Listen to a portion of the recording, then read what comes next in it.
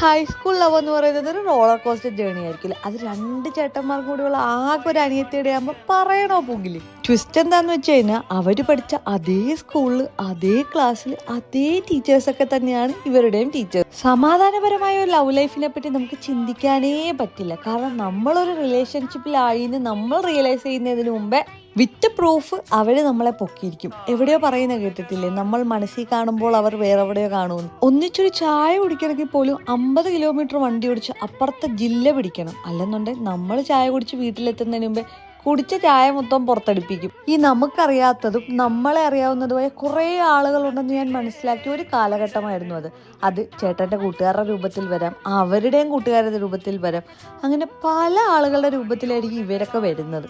ഞങ്ങളുടെ love story പലരോടും പറയുമ്പം ഇത്രയും ധൈര്യം എൻ്റെ ചാൾസ് ശോഭരാജ് പോലും കണ്ടിട്ടില്ലെന്നാണ് പലരും പറയുന്നത്. പിന്നെ ഇതൊക്കെ ഒരു രസമാണല്ലോ. അപ്പം അത്രേ ഉള്ളൂ. ബൈ.